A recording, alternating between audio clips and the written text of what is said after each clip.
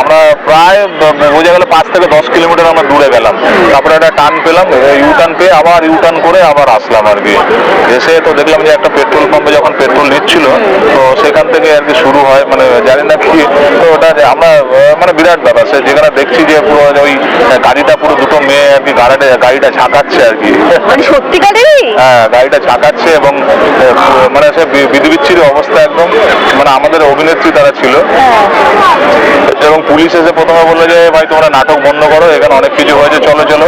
তখন আমি বললাম যে দেখুন এরা কি হচ্ছে, তো তখন বললো যে ঠিক আছে একটা কাজ করো, তোমরা এখানে থাকো ভোর পর্যন্ত। পুলিশগুলো ছিল তখন। আমরা হনুমান চাল্লিশা যেটা ছিল সেটা নিয়ে আমরা চালালাম আর কি, চালিয়ে ভয়ঙ্কর একটা দৃশ্য আর কি। তারপরে গিয়ে শান্ত হলো। এরকম একটা ঘটনা ঘটেছিল। এটা আছে, এখানে কোনো গল্প কথা না বা কোনো ঠপবাজি কোনো ব্যাপার না, বা হয়েছিল। এটা হচ্ছে কাকতালীয় হলে এই ঘটনা ঘটেছিল।